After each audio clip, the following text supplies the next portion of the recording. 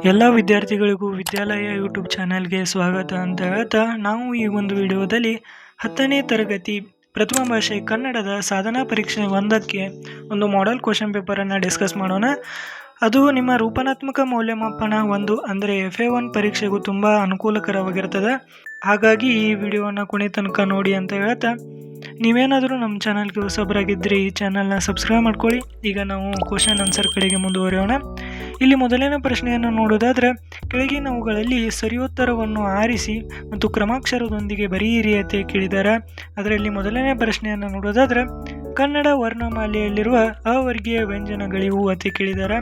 ನಮ್ಗೆ ಗೊತ್ತೈತಿ ಕನ್ನಡ ವರ್ಣಮಾಲೆ ಅವರ್ಗೀಯ ವ್ಯಂಜನಗಳು ಎಷ್ಟದಪ್ಪ ಅಂದರೆ 9. ಅವ್ಯಾವಪ್ಪ ಅಂದ್ರೆ ಯ ರ ಲ ವ ಶ. ಆದ್ದರಿಂದ ಸಿ ಉತ್ತರ ಏನಾಗಿರ್ತೈತಿ, ಸರಿಯಾದ ಉತ್ತರವಾಗಿರ್ತದೆ. ಇನ್ನು ನೆಕ್ಸ್ಟ್ ಎರಡನೇ ಪ್ರಶ್ನೆಯನ್ನು ನೋಡೋದಾದ್ರೆ, ಕನ್ನಡ ಲೋಪಸಂಧಿಗೆ ಉದಾಹರಣೆಯಾದ ಪದವಿದು ಅಂತ ಕೇಳಿದ್ದಾರೆ. ಉತ್ತರ ಯಾವುದಪ್ಪ ಅಂದ್ರೆ ಆಪ್ಷನ್ ಎ ಶಿಖರವನ್ನೇರಿ. ಹೆಂಗೆ ಬಿಡಿಸೋದಪ್ಪ ಅಂದ್ರೆ ಶಿಖರವನ್ನು ಪ್ಲಸ್ ಏರಿ ಶಿಖರವನ್ನೇರಿ. ಇಲ್ಲಿ ಹೂ ಲೋಪವಾಗುತ್ತೆ, ಅದರ ಬದಲಿಗೆ ಎ ಬರುತ್ತೆ, ಅದಕ್ಕೆ ನಿ ಆಗಿರ್ತದೆ. ಇದೊಂದು ಲೋಪ ಸಂಧಿ ಆಗಿರ್ತದೆ. ಇನ್ನು ಗರಿಯಲ್ಲಿ ಇದೊಂದು ಯಕಾರಗಮ ಸಂಧಿ. ಹೊಸಗಾಲ ಯಾವುದಪ್ಪ ಅಂದ್ರೆ ಆದೇಶ ಸಂಧಿ. ಹಾಗೆ ದಿಗಂತ ಯಾವುದಪ್ಪ ಅಂದ್ರೆ ಆದೇಶ ಸಂಧಿ ಆಗಿರ್ತದೆ. ಇನ್ನು ನೆಕ್ಸ್ಟ್ ನೋಡೋದಾದ್ರೆ, ಮೊದಲೆರಡು ಪದಗಳಿಗೆ ಸಂಬಂಧಿಸಿದಂತೆ ಮೂರನೇ ಪದಕ್ಕೆ ಸರಿಹೊಂದುವ ಸಂಧಿಯ ಪದಗಳನ್ನು ಬರೆಯಿರಿ ಅಂತ ಕೇಳಿದ್ದಾರೆ. ನೋಡೋದಾದ್ರೆ ಮುಸಾಫರ್ ಪರ್ಷಿಯನ್, ಬಕಾಟೆ. ಇದರ ಉತ್ತರ ಏನಪ್ಪ ಅಂದ್ರೆ ಪೋರ್ಚುಗೀಸ್ ಪದ ಆಗಿರ್ತದೆ. ಇನ್ನು ಮುಂದಿನ ಪ್ರಶ್ನೆಯನ್ನು ನೋಡೋದಾದ್ರೆ, ಕೊಟ್ಟಿರುವ ಪ್ರಶ್ನೋತ್ತರಗಳಿಗೆ ಒಂದೊಂದು ವಾಕ್ಯದಲ್ಲಿ ಉತ್ತರಿಸಿ ಅಂತ ಕೇಳಿದ್ದಾರೆ. ಅದರಲ್ಲಿ 4ನೇ ಪ್ರಶ್ನೆ ಯಾವುದಪ್ಪ ಅಂದ್ರೆ, ಪ್ರಾಣಿಗಳು ತಮ್ಮ ಮಕ್ಕಳಿಗೆ ಯಾವ ವಿಚಾರವಾಗಿ ತರಬೇತು ಕೊಡುತ್ತವೆ ಅಂತ ಕೇಳಿದ್ದಾರೆ. ಅದರ ಉತ್ತರವನ್ನು ನೋಡೋದಾದ್ರೆ, ಪ್ರಾಣಿಗಳು ತಮ್ಮ ಮಕ್ಕಳಿಗೆ ಚಲನವಲಯದ ವಿಷಯವಾಗಿ, ಆಹಾರ ವಿಚಾರಗಳ ವಿಚಾರವಾಗಿ ತರಬೇತು ಕೊಡುತ್ತವೆ. ಇನ್ನು 5ನೇ ಪ್ರಶ್ನೆಯನ್ನು ನೋಡೋದಾದ್ರೆ, ಹಕ್ಕಿಯು ಯಾವುದರ ಸಂಕೇತವಾಗಿದೆ ಅಂತ ಕೇಳಿದ್ದಾರೆ. ಉತ್ತರ ಹಕ್ಕಿಯು ಕಾಲಪಕ್ಷಿಯ ಸಂಕೇತವಾಗಿದೆ. ಇನ್ನು ನೆಕ್ಸ್ಟ್ 6ನೇ ಪ್ರಶ್ನೆಯನ್ನು ನೋಡೋದಾದ್ರೆ, ಪುಟ್ಟ ಪೂರಿಯ ಅಮ್ಮ ಎಲ್ಲಿ ಮಲಗಿದ್ದಾಳೆ ಅಂತ ಕೇಳಿದ್ದಾರೆ. ಉತ್ತರ ಏನಪ್ಪ ಅಂದ್ರೆ ಅಮ್ಮ ಗುಡಿಸಿಲಿನಲ್ಲಿ ಮಲಗಿದ್ದಾಳೆ. ಇನ್ನು ನೆಕ್ಸ್ಟ್ ಕೊಟ್ಟಿರುವ ಪ್ರಶ್ನೋತ್ತರಗಳು 3-4 ವಾಕ್ಯಗಳಲ್ಲಿ ಉತ್ತರಿಸಿ ಅಂತ ಕೇಳಿದ್ದಾರೆ. ಅದರಲ್ಲಿ 7ನೇ ಪ್ರಶ್ನೆಯನ್ನು ನೋಡೋದಾದ್ರೆ, ವ್ಯಾವಹಾರಿಕ ಮತ್ತು ಗ್ರಾಂಥಿಕ ಭಾಷೆಯ ಲಕ್ಷಣಗಳೇನು ಅಂತ ಕೇಳಿದ್ದಾರೆ. ಉತ್ತರವನ್ನು ನೋಡೋದಾದ್ರೆ, ವ್ಯಾವಹಾರಿಕವೆಂದರೆ ಜೀವತ್ ಭಾಷೆ. ಅದರಲ್ಲಿ ಜನರು ಮಾತನಾಡುತ್ತಾರೆ, ವ್ಯವಹರಿಸುತ್ತಾರೆ. ಉದಾಹರಣೆಗೆ ಕನ್ನಡ, ತಮಿಳು, ತೆಲುಗು, ತುಳು, ಮರಾಠಿ, ಉರ್ದು, ಇಂಗ್ಲಿಷ್. ಗ್ರಾಂಥಿಕವೆಂದರೆ ಅಭಿವೃದ್ಧಿ ಹೊಂದಿ ಗ್ರಂಥ ರಚನೆಯಲ್ಲಿ ಉಪಯೋಗವಾದ ಭಾಷೆ. ಉದಾಹರಣೆ ಸಂಸ್ಕೃತ, ಕನ್ನಡ, ಇಂಗ್ಲಿಷ್, ಪಾಳಿ ಇತ್ಯಾದಿ. ಎಲ್ಲ ವ್ಯಾವಹಾರಿಕ ಭಾಷೆಗಳು ಗ್ರಾಂಥಿಕವಾಗಬೇಕಿಲ್ಲ. ತುಳು ಒಂದು ಸುಂದರ ವ್ಯಾವಹಾರಿಕ ಭಾಷೆ, ಆದರೆ ಅದು ಗ್ರಾಂಥಿಕ ಭಾಷೆಯಲ್ಲ.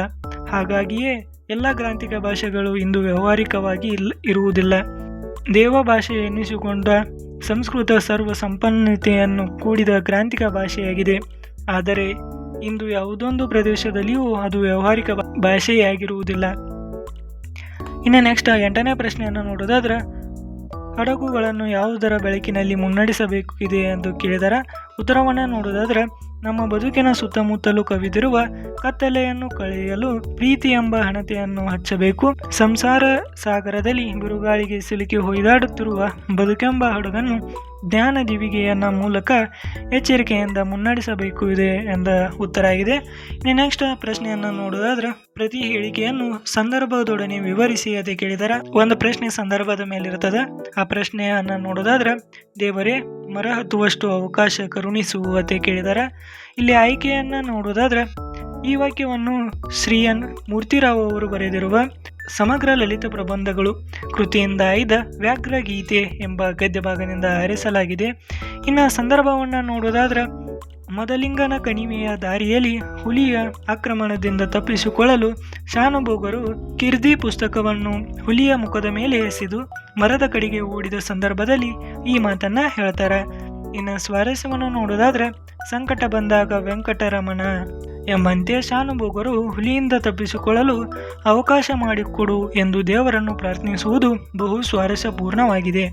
ಇನ್ನು ನೆಕ್ಸ್ಟ್ ಪ್ರಶ್ನೆಯನ್ನು ನೋಡೋದಾದ್ರೆ, ಕೊಟ್ಟಿರುವ ಲೇಖಕರ ಪರಿಚಯವನ್ನು ಕುರಿತು ವಾಕ್ಯ ರೂಪದಲ್ಲಿ ಟಿಪ್ಪಣಿ ಬರೆಯಿರಿ ಅಂತ ಕೇಳಿದರೆ. ಒಂದು ಪ್ರಶ್ನೆ ಕವಿ ಪರಿಚಯ ಮೂಲಕ ಇರ್ತದೆ. ಅದು ಯಾರ ಬಗ್ಗೆ ಏನಪ್ಪ ಅಂದ್ರೆ ಎನ್ ಮೂರ್ತಿರಾವ್ ಅವರ ಬಗ್ಗೆ ಇದೆ. ಅದನ್ನು ಉತ್ತರವನ್ನು ನೋಡೋದಾದ್ರೆ ಅಕ್ಕಿ ಹೆಬ್ಬಾಳು ನರಸಿಂಹರಾವ್ ಮೂರ್ತಿರಾವ್ ಅವರು ಕ್ರಿಸ್ತ ಶಕ 1900ರಲ್ಲಿ ಮಂಡ್ಯ ಜಿಲ್ಲೆಯ ಅಕ್ಕಿ ಹೆಬ್ಬಾಳಿನಲ್ಲಿ ಜನಿಸಿದರು. ಮೈಸೂರು ವಿಶ್ವವಿದ್ಯಾಲಯದಲ್ಲಿ ಇಂಗ್ಲಿಷ್ ಪ್ರಾಧ್ಯಾಪಕರಾಗಿ, ಆಕಾಶವಾಣಿ ಸಹಾಯದ ನಿರ್ದೇಶಕರಾಗಿ, ಕನ್ನಡ ಮತ್ತು ಸಂಸ್ಕೃತಿ ಇಲಾಖೆಯ ನಿರ್ದೇಶಕರಾಗಿ ಸೇವೆಯನ್ನು ಸಲ್ಲಿಸಿದ್ದಾರೆ. ಇವರು ಹಗಲುಗನಸುಗಳು, ಅಲೆಯುವ ಮನ, ಅಪರವಯಸ್ಕನ ಅಮೆರಿಕ ಯಾತ್ರೆ, ಮಿನುಗುವ ಮಿಂಚು, ಪೂರ್ವ ಸೂರ್ಯಗಳೊಡನೆ ಚಂಡಮಾರುತ ಮೊದಲಾದ ಕೃತಿಗಳನ್ನು ರಚಿಸಿದ್ದಾರೆ. ಇವರ ಪ್ರಮುಖ ಚಿತ್ರಗಳ ಯಾವಪ್ಪ ಅಂದ್ರೆ ಪತ್ರಗಳು ಎಂಬ ಕೃತಿಗೆ ಕೇಂದ್ರ ಸಾಹಿತ್ಯ ಅಕಾಡೆಮಿ ಪ್ರಶಸ್ತಿ ದೊರಕಿದೆ.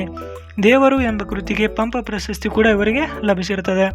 ಇನ್ನು ನೆಕ್ಸ್ಟ್ ಪ್ರಶ್ನೆಯನ್ನು ನೋಡೋದಾದ್ರೆ, ಕೊಟ್ಟಿರುವ ಪದ್ಯದ ಸಾರಾಂಶವನ್ನು ನಿಮ್ಮ ಮಾತುಗಳಲ್ಲಿ ಬರೆಯಿರಿ ಅಂತ ಕೇಳಿದಾರೆ. ಒಂದು ಪ್ಯಾರಾಗ್ರಾಫನ್ನು ಕೊಟ್ಟಿರ್ತಾರೆ. ಆ ಪ್ಯಾರಾಗ್ರಾಫನ್ನು ಸಾರಾಂಶವನ್ನು ಈ ರೀತಿ ಬರೀಬೇಕಾಗುತ್ತೆ.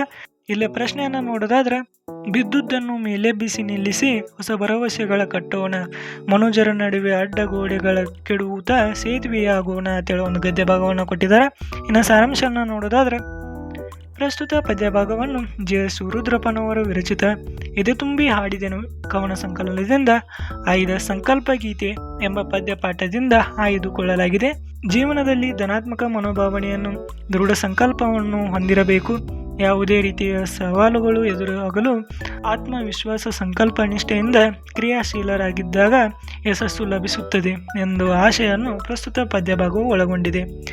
ಇನ್ನು ನೆಕ್ಸ್ಟ್, ಬಡತನ, ಅಜ್ಞಾನ, ಮೂಢನಂಬಿಕೆ, ಧರ್ಮ, ಭಾಷೆ, ಜಾತಿಗಳಿಂದ ಶೋಷಣೆಗೊಳಗಾದ ಜನರನ್ನು ಎಲ್ಲರಂತೆ ಸಮಾನವಾಗಿ ಬದುಕಲು ಆಸರೆ ನೀಡಿ ಮೇಲೆ ತರಬೇಕು.